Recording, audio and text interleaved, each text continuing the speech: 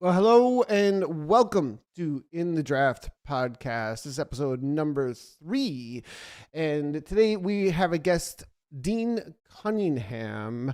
Today is all about the behind the scenes of the Prestige series, building value, fairness, and legacy in esports cycling. If you're not familiar, though, with In the Draft podcast, this is episode 3. It is presented by Leadout Esports.com. Head on over there to learn more about all things cycling esports, your one-stop hub for cycling esports. Well, Dean Cunningham, if you don't know who he is the race director for the Prestige series. He's the founder of Restart Esports.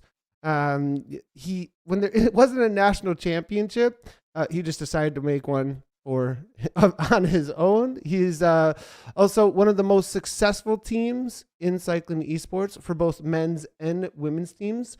They're actually a team that has championed gender parity through an example, not just slogans. They're a driving force behind the community-led performance verification at Restart Esports, as well as a lot of the events that he's put on with a community-led group that's out there that's making things happen in the background, helping shape elite and amateur racing standards across the cycling esports landscape. He's played a major role in building structured community elite series from the ground up, proving esports can be both fair and competitive. Beyond organizing, well, he's also a top world level racer. I have to race this guy sometimes in cycling esports. So from a first person perspective, I think he saw some problems in the world of cycling esports and wants solutions. So want to chat with Dean all about those solutions and the events that are coming up. Dean, welcome to In the Draft, episode 3. So thanks very much for having me, Nathan.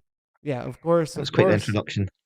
Well, you're humble, I think, to the fact of how much work I've seen and the community have seen you put into this space. And without key individuals like yourself and who have some belief and some faith in the sport, things might not always be moving forward or even exist. And so I think it's deserved, as a lot that goes into building sport early on when a sport is developing takes grit, commitment, and belief in a vision that doesn't usually have an existence in reality. So you want to talk to me a little bit about that vision and where it came from in your personal backstory. We all know a lot of times when you come on to an In the Draft or Formula ZCL podcast, you have a cycling esports story. But let's talk about when your story transitioned, pivoted into creating these kinds of solutions and this kind of leadership for you. It was probably driven by things like the Zwift, the KISS Super League, and then the ZRL Premier League. That's when, as a team, as I felt for a team, that we should be involved in those things because they looked fun, they were engaging. It looked like the next step up from just racing randomly in the community. It was structured, there was prizes, and the teams seemed to be organised. So that was kind of the driving force behind us first establishing as a esports team, as we'd refer to it now, and getting involved at that level. But as those years went by and we had those events, it feels the kind of direction they were going didn't align really well with the way I think the sport should have been going. So it has slowly dwindled away to the point we're at now, and that's why I've kind of felt, well, all the best things in this sport have been born from the community. So let's just make that happen again. Let's do let's do things the way they want to do them, the way they think they should go, and see if we can drive it back in that kind of direction how it once was going. And then let's just jump right into the early stages, right? You had not just Prestige, there's been other series that you put on and other experiments. I feel like, from my limited cognition at this moment to remember 3-4 years back, it wasn't just the Restart Invitational that you did do last year, or the national championships that you put on. Prior to that, there was also some group rides and group races, like very community centered races that gave you the experience. So what inspired you to start doing those things that then came into that invitational you put on last year, and where we're heading with Prestige now? So we've always had our events, kind of races that happen on Wednesdays and Fridays, Mondays, things like that. But we just try and have a kind of elevated emphasis a bit more on the validation of performance. Is you can go on Zwift and there's any amount of races you can do where you can race against people openly. You could do that all day, every day. So it just feels that when you kind of need to provide a place where there's a bit more elevation on the expectations in terms of validating your performance and your actual capability, so that people can feel like when they come to a restart race, there's a bit more verification in place there, and they feel like they're racing against people a bit more legitimately. So most of it is born from that. There was a big movement on verification and validation and transparency, driven by a lot of teams that were in the early days racing against each other. And it's kind of just snowballed from that we feel that we should have a place where you can go and feel like you're racing against real people for the majority. So it is all driven by that, because there's so much open racing, as I say, that you can do on Zwift, and it feels like we need something beyond that. Can you speak a little bit so people understand for those, like, imagine people don't know Restart. They don't know that community. How did that start from you quickly? Because the team management side and leading a team of people who need those understandings about performance verification, what it is to organize racing, how to grow sport with your team, and then organizing and working with your competitors for a common good that you're all involved in. Do you want to speak a little bit to Restart and that experience with those teams that would bring forward what you're doing now? Yeah, well, the thing with Restart is it's always been a small team. Like when you think of these other esports teams that we're up against, they're always, most part, they're quite huge. It's almost like they cover all bases, and then they'll have a kind of subset that is like esports racers. Whereas I've always tried to keep the same standard through the team, and we've always had a lot less members because of that. And we've also had friction with people who come on board and don't really appreciate or understand why I ask all the members to have their data in line, do these things to kind of show that they're kind of in line with the way that we are at Restart in terms of how we represent ourselves and our data. So it's caused friction at times, but it's been a kind of long battle that's been worthwhile in the end.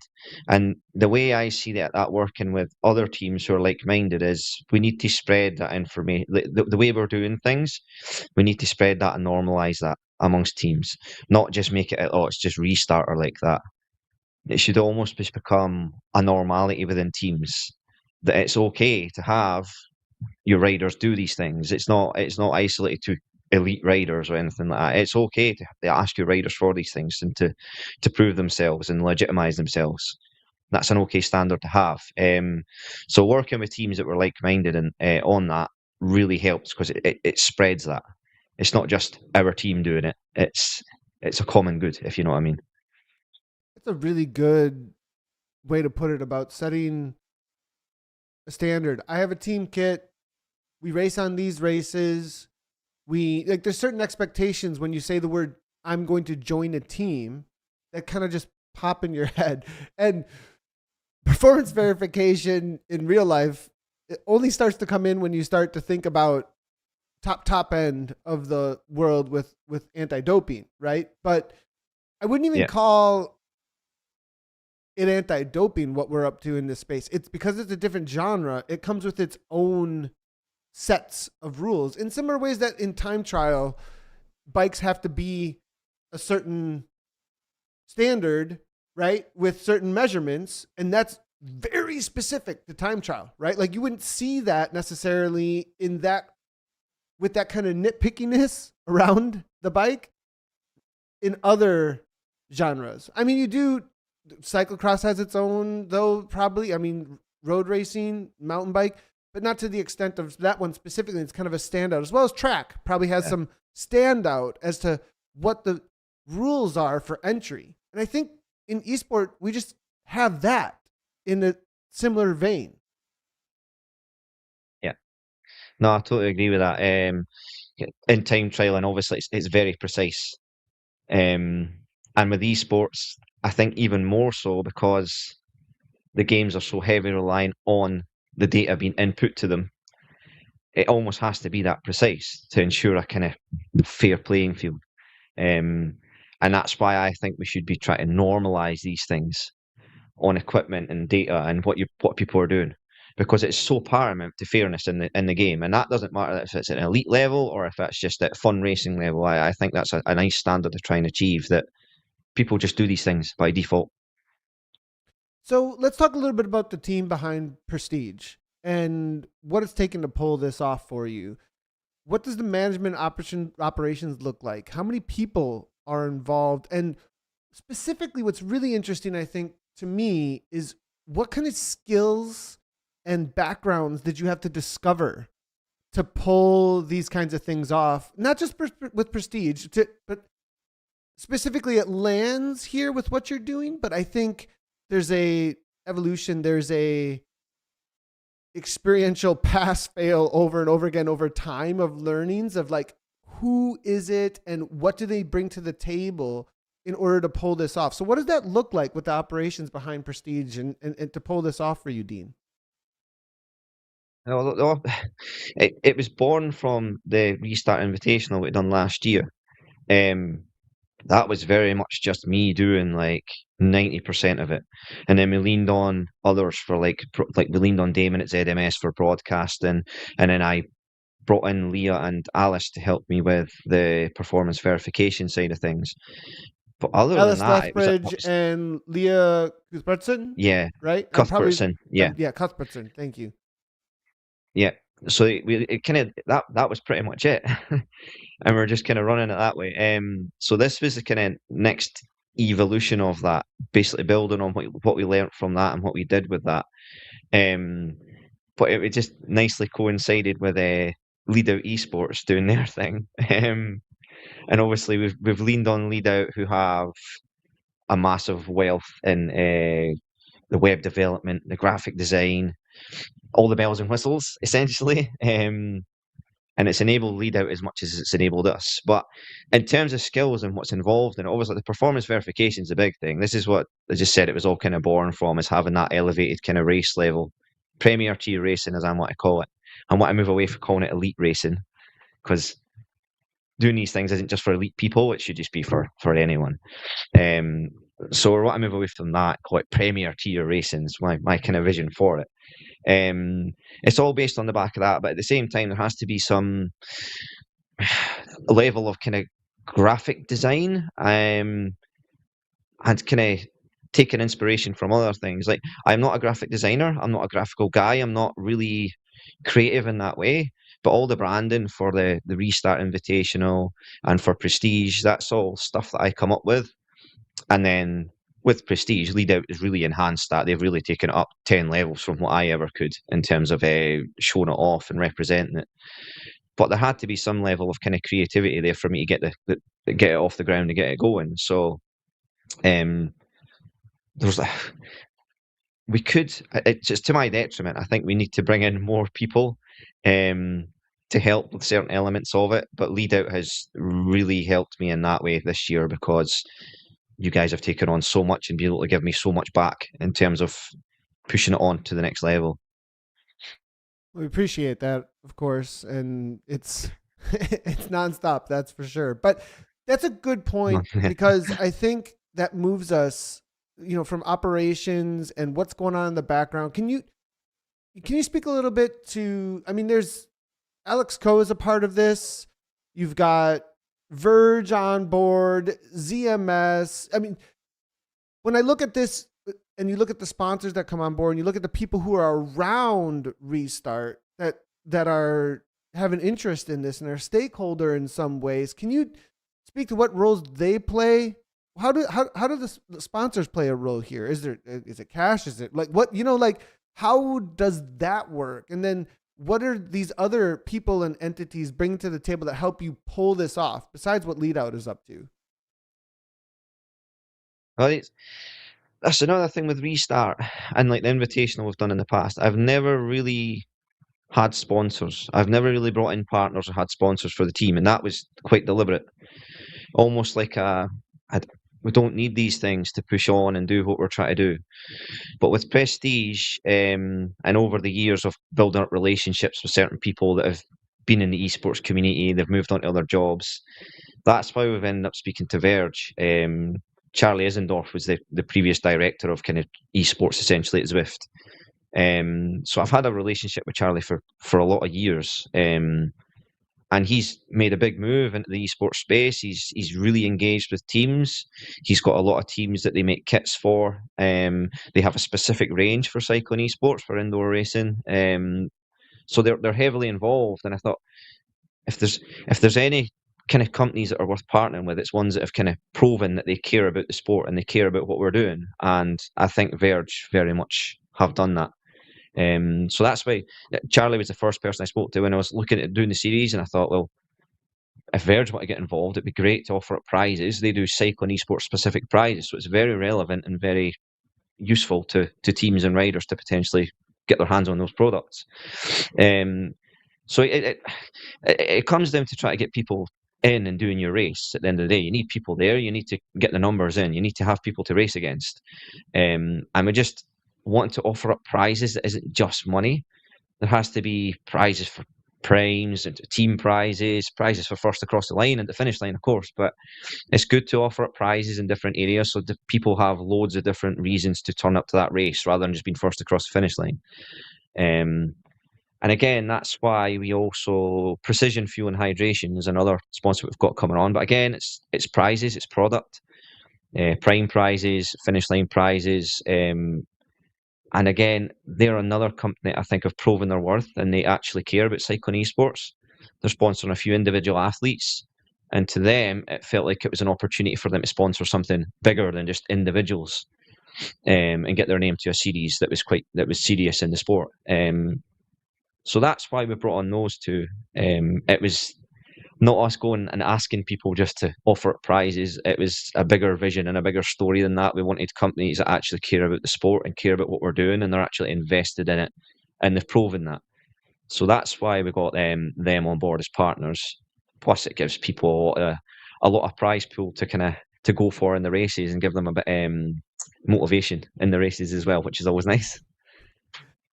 Yeah, and I just want to speak to that for a moment of Verge and Precision and Alex as well, as well as ZMS. I think all of them in one way or another has shown passion for those that they partner with, and they really have a belief. There's with Precision and Verge, there's a twofold where it's we really believe in this, and so we're going to invest and we're going to get our brand involved in this because we want to be associated with this. But the way that both of those companies interact with those who they sponsor is from a belief in this standpoint, it seems like to me. And you can see that not just with the way that they are interacting with esport, but also with the way they're interacting with all of the partners that they have and athletes that they sponsor, etc. So, recently Precision, I think they just got hugely involved in Ironman, actually, that you see them all over the 70.3 now at this point. So I think they kind of go all in. And I think we're still a space where they're like, what is this? And is this going to work out? And, I think, but the fact that they're actually putting something on the line says, hey, we really believe in this.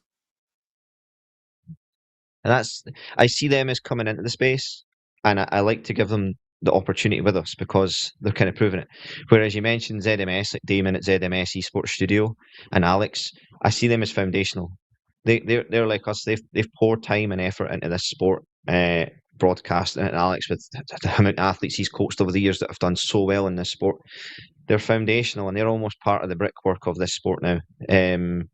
They're just kind of doing their thing. They're coming in and helping us and doing what they've always done, investing their time and their energy to it with us. But yeah, they're foundational to the sport. And in some ways, it wouldn't be anywhere near the level it is without the input of people like Damon and Alex as well over the years. So, but it's we should mention them as well because they're as much a part of it as anybody at the point. It's just, but it's become a given almost. Even more so in some ways because their hands are directly involved, right? Like you get in the dirt and start digging right there with everybody when you're getting the project done, right? Like let's lay this foundation, get the shovels out and make things happen. Well, we're talking a little bit around money, resources, value, right? Prize pool, racer value, right? We worked together actually on the prize structure. That was an interesting night and morning, to be clear about because up front, I believe there was a question in the back of my head and in the back of your head of like, how do we provide as much value in this space as we possibly can? And I think I messaged you the night before we were going to go live with Prestige and said, we have to rethink this whole thing. And then I had a 4 a.m. meeting with you then. I don't think I slept that night. And we worked for like 3 or 4 hours, I think, that morning before you went out on a 3-hour ride to get this solid. And I really want to speak to what we did there and why we did that, because the moment you put money out there and you're like, this is going to cost something, you get a response. And fair enough. Why is this a value that I give part of my money to that? What does that make sense? And currently the value is in subscriptions in this space. That's the only one that I know of that exists, unless you can name another one. And a lot of people have believed for a long time that a subscription to a virtual cycling platform is the only way in which I need to invest for a value, and which would be any kind of racing that's going on. And what we have found is that struggles a lot. That's from every point of view that I can see. Every attempt so far has both not been the ROI that's needed for a business, has created conflicts of interest, has been a detriment actually to sport because of those two first things, and probably 5 or 6 more that we could name if we really came through here. And so let's speak to what value is there in racers paying to race in virtual cycling. Well, it's Invitational last year didn't cost any money, and it was pretty successful, I thought. But this year, if you want to offer up prize money to people, it has to come from somewhere. But beyond that, the broadcasting takes so much time, hardware, money. That has to come from somewhere. The web development side of things, the sign-ups, the results, the performance verification, that's all done by people on online platforms in a very rudimentary way. So developing that and making that better has to be paid for. Web development takes hundreds of hours, and we're relying on people to do a lot of this stuff, that it's their day jobs. They're not just volunteering like what I am to do a lot of this stuff and organizing it. That money has to come from somewhere as well. So that balance of trying to develop things, make them better, make them work better for the sport, promote the sport, push the sport forward, as well as offer up prize money to riders and teams for participating. It's a very difficult thing to do. But the most important thing to say here, I think, is that yes, there's web developers and there's graphics designers. There's people that are doing jobs like that are doing it as their day jobs, and they're making some money from this. They have to. But this series is not making money for people. It is absolutely not making money for the people. Like, the people you see on screen now, who are not making money from this. It is absolutely about driving the sport forward and setting a foundation and upping the standards of what we see. It takes a lot of time and a lot of energy to do what we're doing. Um, and I think with the prize pools, it's very important that riders are paid money. If the riders put in as much time and as much effort as we are to their training, and to racing and to being on that start line and being capable of being in the prize money. So it's right that riders are rewarded, and it's right that money is involved as prizes to bring the sport on to that next level as well. But it's a very difficult line to kind of walk along and manage all these things and all these expectations at the same time. But I think the most important thing is that the money people put in is going to make this event stand out, make it better than what you've done in the past. And it is going to promoting the teams and the riders through broadcast and legitimising the performances that you're seeing, so that you know you're racing in a fair and honest space. It is all about boosting it and making it better. It's not to line the pockets of people. Absolutely not. It's just not a model that's going to work if people won't make money at the minute. It's just not going to happen. So there's a couple things there, and to back out at a generalized bird's eye view on those comments about how things work for establishing value in the world around work and around producing things. I feel that up front, the expectation of how racing works in an organized fashion, we would never expect the most successful race organizations, as well as their governance in the world, to be done for free. We might negotiate with whether or not we put our dollars into certain races or certain organizations, or our attention to the Tour de France or the local crit, whether or not I participate.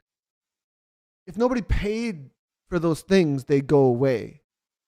And I think that the reality of the number of comments you see in the community communication, social media, private chats, discords, I think they've been speaking to a desire for this value for a really long time, and shifting where the expectation for that value to be produced needs to happen because of the conflicts of interest that can happen around business versus sport.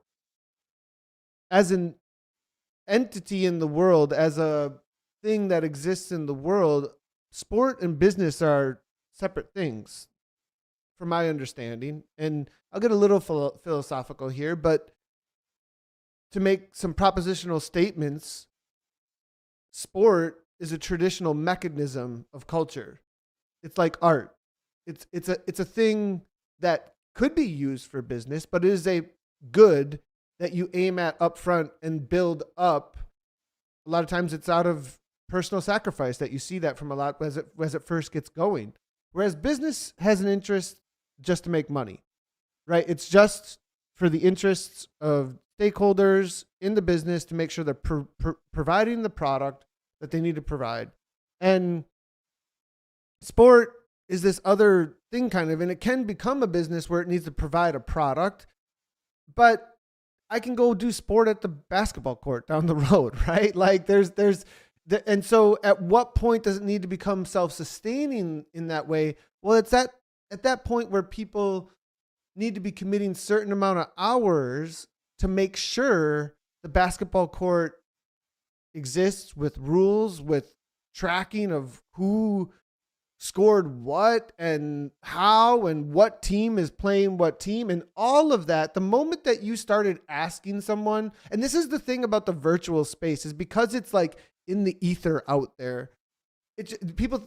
I think there's this idea that snap fingers and happens.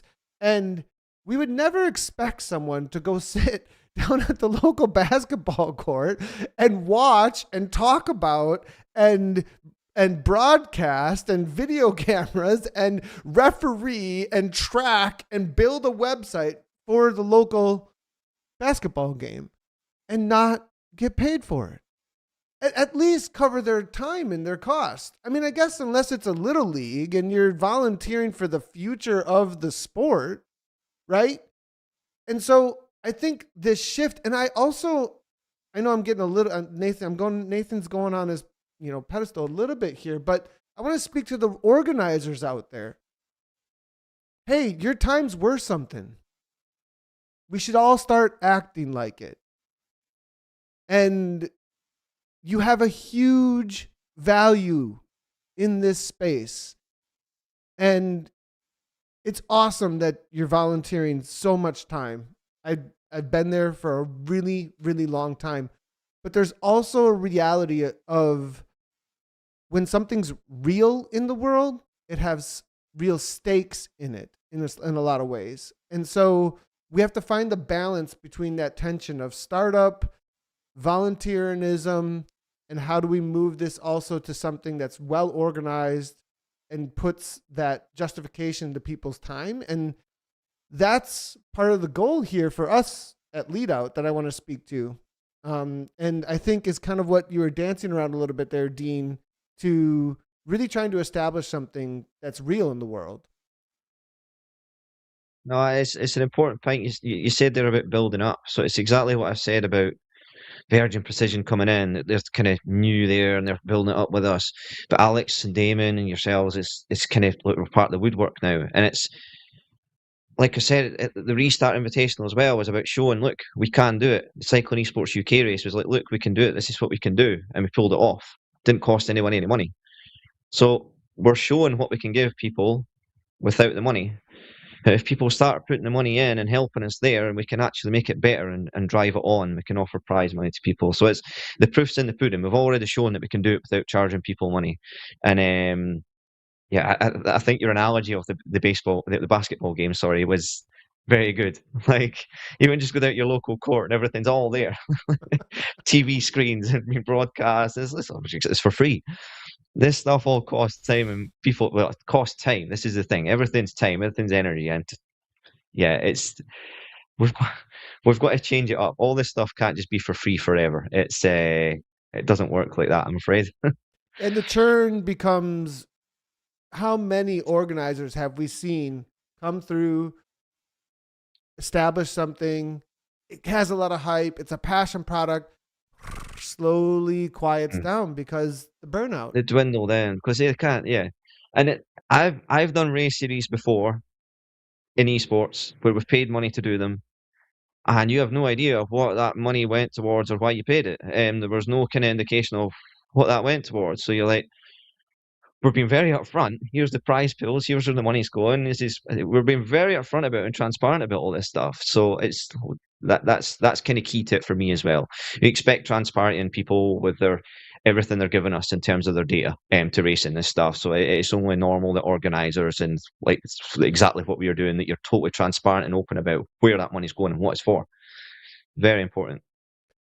I want to speak to that then. We have an image here to give everybody an idea of where the money is going and how.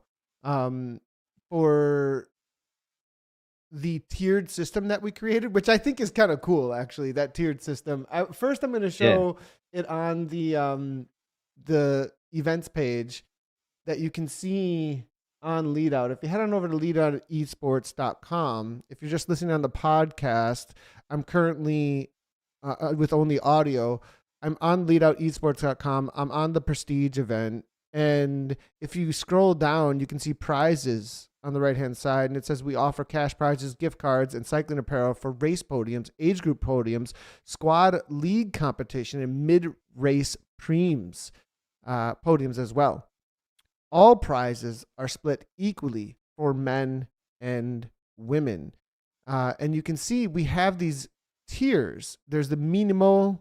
I love how you came up with this idea, Dean, for the minimo, That was on the spot, yeah. the kermesse, and then we have the classics, and then we have the monument tier.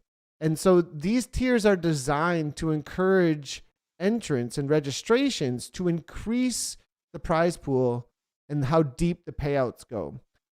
The winner receives $150, and we pay out the top 3 at the minimo up to 239 entrants. After we break 239 entrants, we go to 300 to the winner and the top 5. And then we go from there. If we get 420 entrants, we go up to 500 to the winner and we pay to the top 10. And then at 880, $1,000 to the winner and we pay to the top 20. And then in the squad competition, which is a series competition, there are no squad competitions for individual races, but you score for the series in the individual races. I want to just say 100% of the squad money goes back to the prize pool. None of that is collected for internal operations. So if you register a squad, we are taking 100% of the money that is registered for the squad and we're putting it back into the squad prize money, just so everybody knows there. And it has the same kind of tiers. If we do go beyond the current tier structure of entrance, which I don't know that we're going to break 800. I don't know if we're going to break 200, but if we do have more tiers. We just didn't figure listing them right now would be useful at this point. Now, I want to speak to our operations here with Prestige and Leadout, and the percentages up front. You have a high percentage of what's going back, and then it comes down until you hit the tier, and then when you hit the tier, the next tier, it pops up to almost 75%. This is covering costs of operations, is what any kind of income is here. This is talent, this is broadcast, this is web development, this is design. Anything here at this point, we are putting back into, so that 75%, whenever it bumps up there, down to a little under 50%, that is how much of the registration is being collected and going back to the athletes for the prize pool. Just as a heads up, everybody, so we just wanted to show that really clearly, so that everybody knows when those comments might be made or response to like, well, they're just trying to make money and pocket all this. This is really about a community motivated space to say, the more we involve ourselves, the more this can grow and the more we benefit from awesome races, awesome development of the operations, and awesome value placed on the amount of work that we do to make the races happen. Because without the teams and the racers, this just doesn't happen, Dean. Exactly. That's it. That's the important thing is you've got to encourage people to come along. They have to see value in what we are doing. They have to feel that it's valued, the time and energy they put back into it. So it's one thing us putting all this time and energy into doing and organising this and having it available to people there, but the people have to want to participate in it and feel value in what they're giving back to it as well, because they're putting the time into the training and organising their teams. That's all. It's just as important. And that's why there's a big emphasis on this being it really is a community. We're going about community racing and Zwift and stuff all the time, but this is bigger than that. This is a massive community of all those things you've just mentioned, the riders and the teams, all coming together to try and drive it forward together. And just by participating and taking part in it and having an understanding of it, watching this podcast and keeping up to date with stuff that we're doing, it's all part of helping and being part of the community and what we're doing together. It's really important. Quick point and question. Age groupers, amateur racing. There's been a lot of attempts to connect the, in quotes, lower categories to the elite racing. And some of the most successful events are grand fondos or point to points that have age groups. Look at Unbound.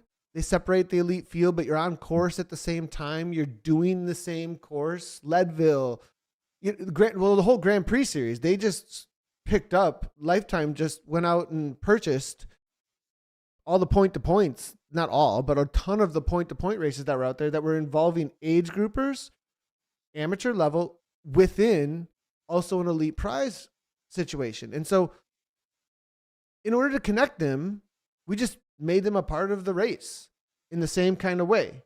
And so we really wanted to create a carrot to chase across the board, right? At least that was what I saw. Yeah. Is for everybody to get involved and feel involved and still be able to get your squad together and race in that premium experience while the elites were also out on course with you. And part of the way we're doing that, it looks like with the way that you have this prize structure going on at Prestige, is the elites, once you hit the elite podium, let's say you get a top 10, we're paying the top 10, you're removed from the age groupers completely. You just get your top 10. And then the age groupers are anyone who are not in that top 10. Just, you want to explain that a little bit? Yeah, so the theory behind it is to give as many people something to race for as possible. I mean, the top 30 will contribute towards the squad prizes and the squad competition. But the age group the age group prizes will not be counted from people that finish on the elite podium, if you want to call it that. And that'll instill, what we're trying to do there is instill this kind of competition throughout the race. Like, so outside the top 30, you're still competition there. You're still trying to beat the other people in your age category. You're still trying, the prize maybe isn't even that important, but beating people in your age category is, I was the best in my age category. It creates that. And we know it's successful from outdoor racing. But also with the squads, what we're trying to create there is some inter-team competition as well, because that already happens in a lot of the competitions that we do. You have squads within the same team, and they're kind of going at each other, and there's a bit of friendly competition there. Competition's good. Try to beat the other teams is good. So that's another thing that we've tried to instill there, is that you can have a team with 5 squads in the series, and you can try and beat the other squads on your team, be the best squad in your team, things like that. So there might not be prizes available. Like, not everyone's not going to win a prize. We can't give everyone a participation prize or something like that. It's not about that. But we're trying to instill this level of competition throughout the race, that no matter where you are in that race, it's mass start. You can still be beating someone in your age category. You could still be beating someone on your team. Your squad could still be beating the other squad on your team. And it's just about instilling that level of, there's something to play for everyone, and they'll feel value in that. Absolutely love it. And I think this is going to be one of the more successful ways in which we're able to motivate the entirety of hopefully a large amount of the cycling esports space. I do want to speak to the squads and teams that you have talked about there for just a minute, and how that works over on Leadout. If you head on over to leadoutesports.com, you can actually see at the top of the page, we do have our new teams tab, and you can go ahead and start your team. You do need to request to start a team. You go ahead and you push the start team button, and it will take you to another place to submit your team. We are looking for team owners in this space because teams are so important that we do want a commitment value to you being the owner of that team. And then within that team, you're able to have squads.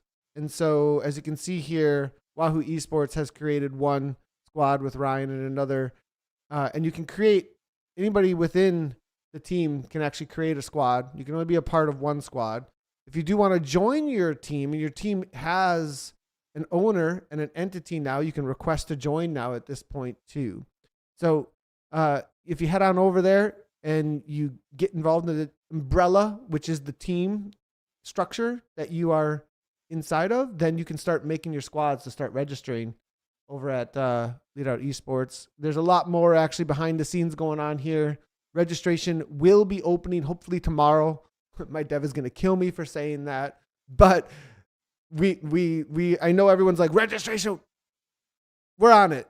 It's coming. We wanted it to be live for the podcast, but do you want it now or do you want it right?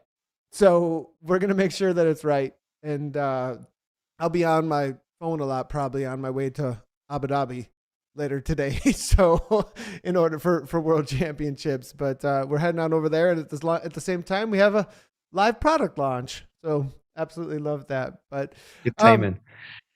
I think the squads being live on there is a big kind of half step towards the registration. It lets teams get organized. It lets people create their accounts on Leadout, and it gets you halfway there. And when registration goes live, hopefully a lot of people already have their accounts. They're already got their squads organized and stuff, and then they can just register for the races. They're halfway there. So it's still worth going on and creating your team and getting your squads organized on there. That functionality is there. Yeah, and it'll get you ready for when Reg is live. I want to give everybody a Nathan's heads up too project. On athlete pictures and team pictures. We are going for a very high level professional look. So Lionel was nice enough to allow us to use these awesome pictures. So we have some do's and don'ts. Yes, Please go and look at them, right? And you can see the examples here of what you need to do for do's and don'ts. And you can choose your file. I went ahead and uploaded my USA rider card, but this to give you an idea of what we're shooting for, everyone. You know, let's raise the level here, and we will present what you give us. We'll present up to a point, right? So you might get an email if the level is, you know, we like your cat. Your cat is cool, but your cat's not racing. You know, so. Well, that's the last few series I've done. You give people a Google Drive link, and they throw images of all size in that Google Doc, and we have to manually sort through them all with Damon to put them in the broadcast. And so, like, to give people context on that, you can upload a profile picture there. You've got instructions on what to do, and we'll be able to pull all those things in and show them on the broadcast, things like that. And it's all the development of that, all that capability, is tens and tens of hours of work. It's difficult to do. So all these little things here, just having that ability to create a profile and upload your picture, that's these next steps up compared to just dropping an image in a Google Drive link or things like that. So this is the enhancements that we're seeing, even at the basic levels for stuff. It's what's driving it on. Well, let's go ahead and get into the details quickly here. We got a few more minutes, and we've talked a lot about the general ideas and philosophy of everything that's going on here, but let's just take a look at Prestige and what's happening with it besides the prize pools, etc. Like, how do people find information? I think it's kind of obvious at this point, but where do you go to figure out what's going on with Prestige? Well, that's the leadoutesports.com page has got information on every race, all 4 races on it. This is where the registration will be where your teams are organised. Everything will be done on this one website here, which is very swish, actually. It's very cool. It looks really nice. But also, if you go in there, there's a race book. You can download the race book. That's got all the information you can think of for the race. It's very detailed. It took me a very long time to do it. And there's also a guide for doing your weight video and stuff like that there. So we're trying to really help people in all these things that we're asking them to do. Quite often we just think that people know what they're doing with all this stuff, or they'll have someone they can ask, but that's not the case. We're trying to encourage more people to do all this stuff that we're asking of them and get involved in racing at this level. So we're trying to put as much information in that race book as there, give the weight video guide and give examples, and have it all laid out in a way that's really nice for people to use and for people to navigate and understand. And I hope that's the case. But yeah, it's all there. It's in one place, which is handy. It's That's typically what always some been I've a not thing, seen hasn't before. it? Is it's like dished out in emails or on Discord servers, or it's information here and there and everywhere. So having it all in one place and accessible in one link is nice. So yeah, if you head on over to leadout.esports.com, you click on events, you'll land on the events page. You click through for Prestige. You can also see the UK, the Cycling Esport UK Championship from last year with an example there of what results and entrance will look like once we do get live with registration. But you click through on Prestige, you can download the racebook right at the top with the little download racebook button. Teams and squad competition, once we have them registered, will be there, as well as all the description for event pricing, prizes, the format, the view, that guide right there, that little for the weight video is absolutely awesome. And then you got the race calendar at the bottom. If you click through for one of the races, you can then see what the first race is. You'll be able to register on the race with that little button once it opens. We will have registrants on this results page once we do start registering, as well as obviously results after the race. You can then see a quick little snippet from Alex Coe about what it is about, the race. And then you can see where the preems are, as well as it being a scratch race, the laps, the distance. Thank you so much to Velo Viewer for so long being an awesome maps creator in the real world and virtual world. And the broadcast is right there as well at the bottom of the page. So go ahead and click through there, turn your notifications on if you want to check that out. And then you can go ahead and click 2, 3, and 4, and you're able to see each one of the races. So that's the current setup of what we do have over on Leadout to support the Prestige series. I think it's been a good partnership with you guys. I've been really excited to work with you, and you know, when it comes to race directors, finding an awesome race director and elevating the race directors in the world of cycling esports is one of our biggest goals. It is one of our number one goals in this space at Leadout Esports. You know, you guys are the main part of the peloton that we want to lead out to make this sport happen. Oh, and it's working really well. I mean, you've enabled me in a lot of ways, and I'm saying, and then I think with the experience I've had and the things I've done in the past, I'm enabling you guys to tailor it to the sort of things that race organisers might need. So I think it's worked really well as a partnership because it's enabled both us to push on together for a collective good. Yeah, and it's been a really good. It's been quite stressful at times, but it's been a really good process. What is the so speak to the courses just a little bit and the competition just a little bit. Exactly why you pick these courses. What do you think about these courses? What kind of racing this is supposed to be? Yeah. Like prestige it's all kind of ties in together quite nicely. So you've seen the tiers, minimal and kermesse and classics and monument, things like that. Prestige, and then you'll notice the courses that we're using are all they're all older courses, or old school courses as we'd probably call them, for people who've been racing for a lot of years. And that's very deliberate because these courses are kind of seen as more prestigious. Everybody knows what they're all about. They've kind of got like key areas in them where there's a short, sharp climb, or there's chances where a breakaway could maybe get away. And it's courses that most people will know and understand. So it's almost like winning on them is kind of more prestigious. And we're kind of tying into this thing with the Spring Classics. And it won't surprise. Those are my favourite races of the year outside to watch on TV and stuff. It's the best racing. It's better than the Grand Tours.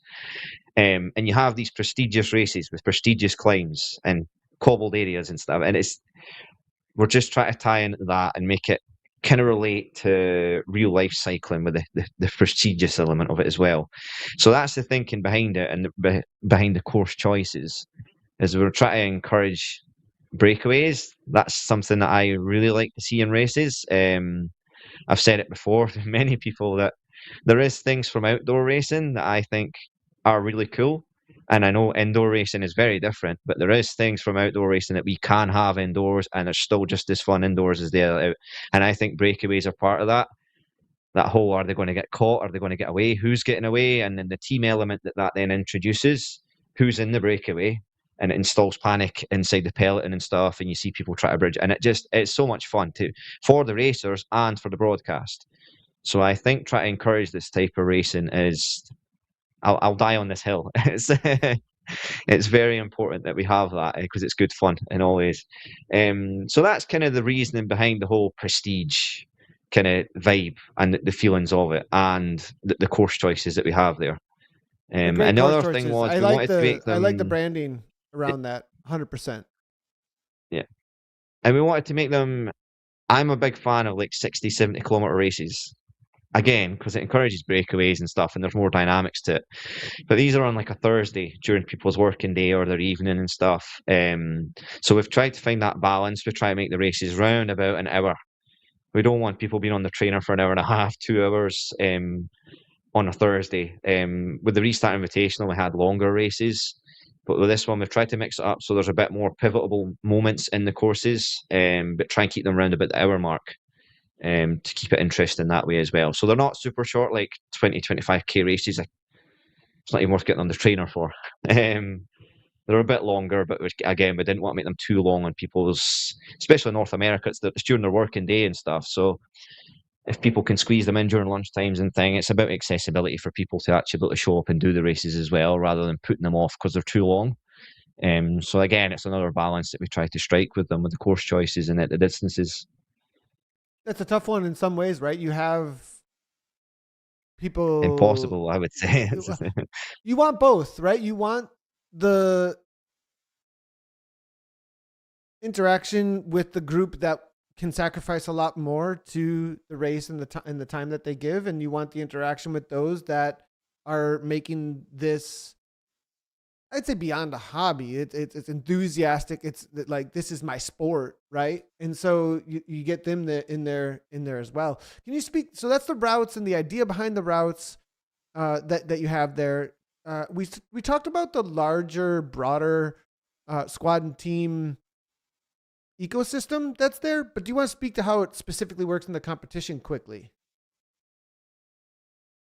Well, in terms of like how the squads work, like competition, Versus like so, individual, there you have will be a league. individual races, and then you have Yeah. squad, and then you have team, and how it makes sense of that for people a little bit. They might be a little confused.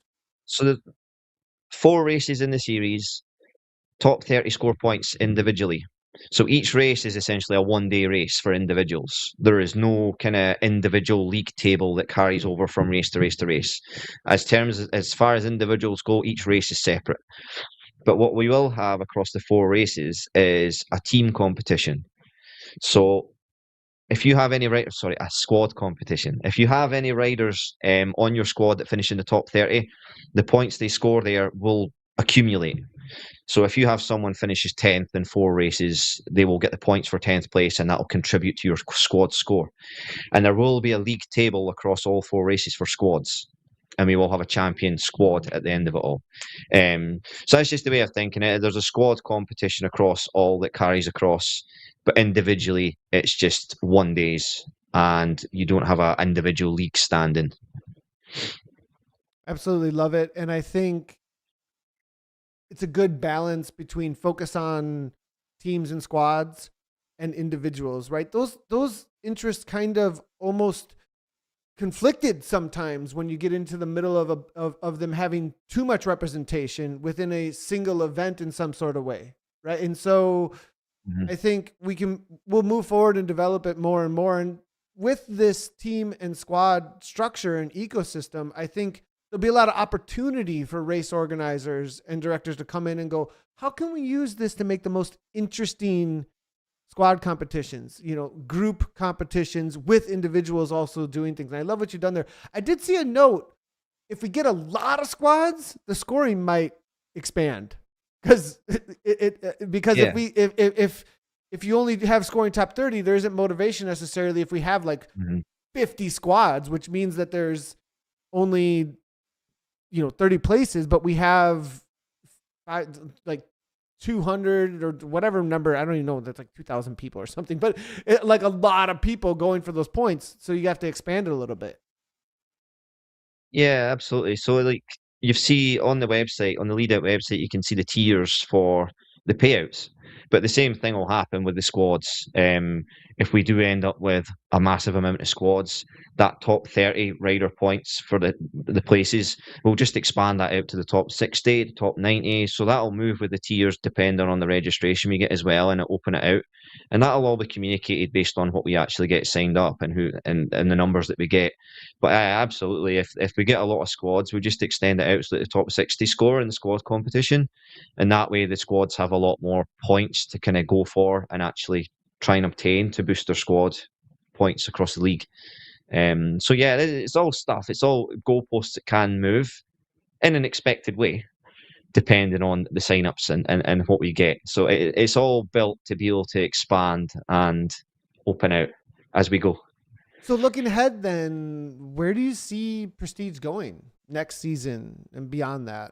Yeah. To me, it is literally just to start. This is foundational. This is just like, here's what we're doing, but next season and season after, what I eventually want is other race organisers to be like, well, I want to organise a race that has broadcasting, it has performance verification. It's like what those guys are doing. So I want Prestige not just to be like my series here. I want it so that a race organizer on another team can come and say, can I have my race in the Prestige series? And every year we're going to eventually build up this calendar where we'll have races that meet the criteria to be classed as a prestige event, and it will come under that banner. So there'll be expectations on that, but we're building the foundations here that we can then say to people, look, if you want to have a race at this level, we can absolutely help you. We've got the tools, we've got the people. This is how we'll do it. And Leadout is centre to that because it's powering that. But eventually, that's essentially what we want to have, a service that people have available there, and it enables more race organisers to have a race organised at this level. So I'm not organising all of them.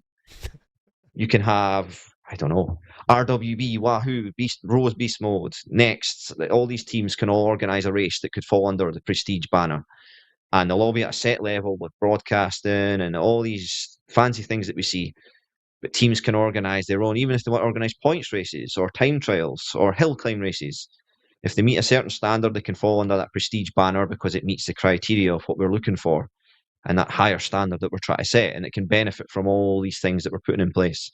So that's my wider vision for Prestige. It's not just my race series. I want other organisers to come in and feel it part of it. And again, it just expands and makes that whole community vibe bigger and better. And coming together as teams, as I said before, that is what's created the best things that have ever come out of the esports community. So we're just trying to be another step on that ladder with that. Absolutely love the vision there. Makes a lot of sense. Any long-term vision, because those are private or community-based, not established yet. They are definitely established teams and organizations, but that umbrella you're talking about, it makes me ask, federations, world level integration, any long-term vision for that? Is that a separate space to this in what you're thinking? How does that interact with the traditional cycling world? It kind of feels separate, but in the same way that the foundations we're putting down here absolutely pave the way for that as well. It's all very relevant. So last year I obviously done that Cycling Esports UK race. My intentions this year to use that is to say, look, we did that. It was successful. And take that to, well, my governing body is British Cycling. That's my federation. I want to take it to them as well as Prestige and be like, look, this is what we can do. Like, enable us to kind of enable you and use it as the proof's in the pudding. Look, we've done it. So that's my vision. And that's very specific to Britain because that's where I am. But I like to hope that what we're doing then empowers other organisations to then go to their national federations and do the same thing. I don't think the setup that we have, and not all, but a lot of the federations, in that the way they report to the UCI and they are the representatives of the UCI, I don't think that's working for cycling esports. I think, again, the proof's in the pudding that it's not working. It's not gathering the momentum and it's not working the way it should. So I think we need to look at this a more modern way. And I think a lot of the work that we're doing here and the stuff that I've done with CE UK is kind of proving that. And it's just about trying to get the federations on board with that and let them bring in the people that know what they're doing with this and have proven that they know what they're doing and enable them a bit more. So yeah, I absolutely, beyond prestige and enabling community organizers and stuff like that, a big part of what I'm trying to do is integrate more with the national federations and see that blossom and develop in a better way for cycling esports in general. I genuinely don't think that this traditional way from outdoor cycling, essentially, try to just be shoehorned in for esports, is working for the sport. I genuinely don't think it's working. Yeah, we'll have more episodes coming very shortly, everybody, on federations, UCI, etc., and its integration into what Leadout's doing. But that vision, I think you have there, Dean, of elevating those who put the work in and making sure, from an organizational standpoint, the right support is there for each genre of cycling, right? In the way that it works in the world rather than shoehorning is a really good point. So let's go a couple quick fire before we finish up here. Hardest challenge as a race director? It's like herding cats. In terms of organizing your racers, or in race organization, organizing all the people you need to do all the jobs that you need to do for you. It's just the hardest challenge is pulling in the right people and ensuring that they're doing all the things you need them to do. That it is the hardest challenge, but it is also the most rewarding, because when it comes off, it's really, you feel really accomplished. But yeah, getting people aligned across multiple time zones across all the world, that is the hardest challenge. Yeah. You answered two questions in one, because the next question was most rewarding moment, and it sounds like it's the orchestra, Well, right? Making the orchestra happen. no, it's no, that is rewarding. It's not the most rewarding. I think the most rewarding moment I've had was the Cycling Esports UK. I mean, it wasn't a massive event. It was smaller than invitational. Participation wasn't massive, but just the feedback and the reward I got from that, from riders that were just like so thankful for organising that and just having something. Like, I think if I just put on a random race that had no broadcast or air performance verification, people still would have been like, "Yeah, we had something," because they want it. So the reward from that was really good, because people were genuinely so pleased and thankful that we gave them something.